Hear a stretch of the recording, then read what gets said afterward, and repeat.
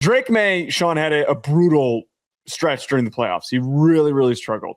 He has the worst total EPA of any quarterback since 2000 to play at least 3 games. And the list of guys that he is with, it's quite concerning. Now it begs the question of, is there anything to worry about with Drake Maye? Is he going to struggle in the future? Was this something that we duped ourselves into believing, that he had all this potential and he was going to be really good because they smoked a really, really easy schedule? Or is that an overreaction?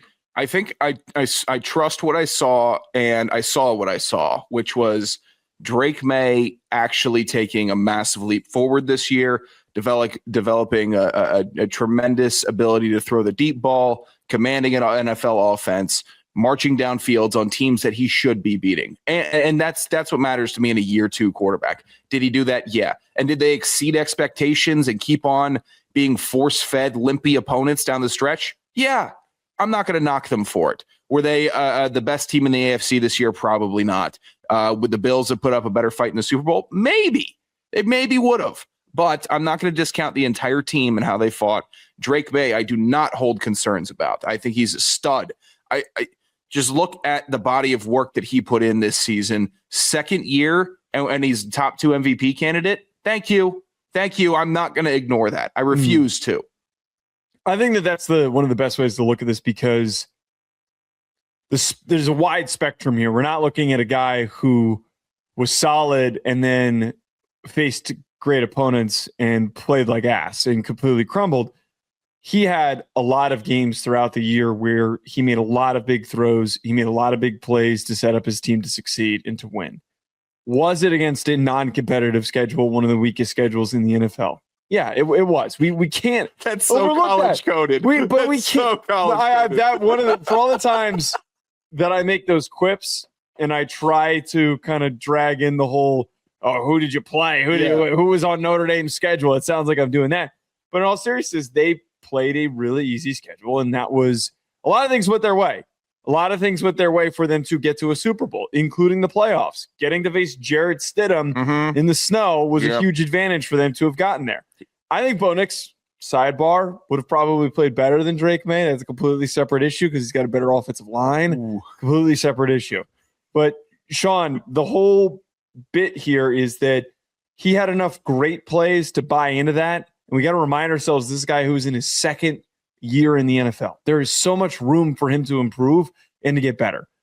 Believing that it was overly optimistic to think that he was going to, or to think that the hype was unwarranted, I think is unfair. Very rarely can a guy in his second year look the way that he did in spurts. I'm so in love with this 2024 quarterback class and talking about them.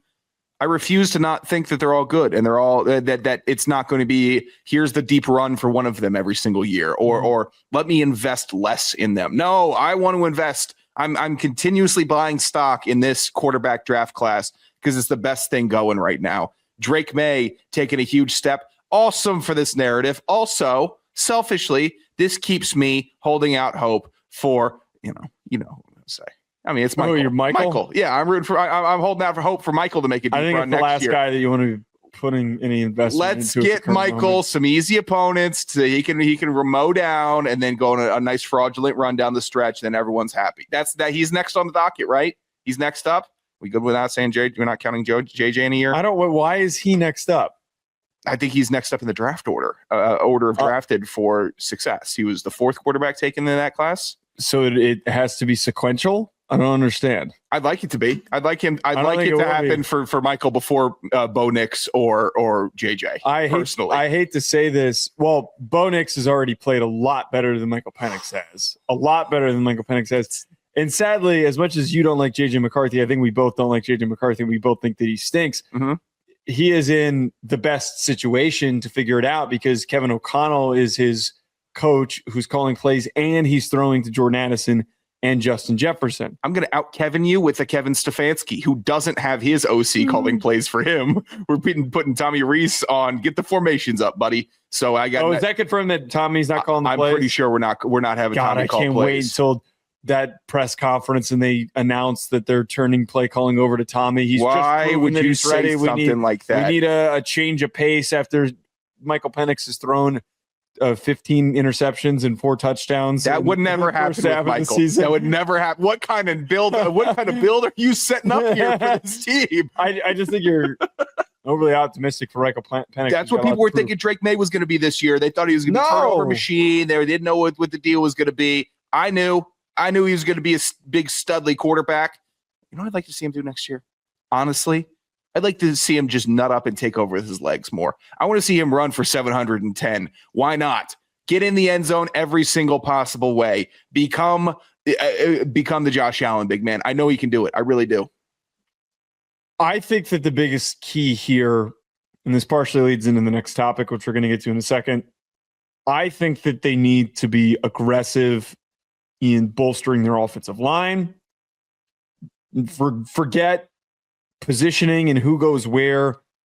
Their offensive line overall needs to be better. I think that they need to go and get another big receiver. Butte and Kyle Williams are solid guys. Hunter Henry and Austin Hooper don't really do it for me at tight end. Mm-hmm. Maybe this is a team that goes and gets Kenyon Sadiq or something like that in the upcoming draft. Maybe they go and get David Njoku. Yeah. Running back, I think that they should be fine as long as Henderson can find a hole for once and actually sniff out a rushing lane. I thought we were going to see a lot more Travion Henderson this year. Dude, his vision was so bad down the stretch. It was a little rough. I'd like to see him step up. Where do we sit on Mac Hollins? Do we want Mac Hollins returning for the bit? No, you can't.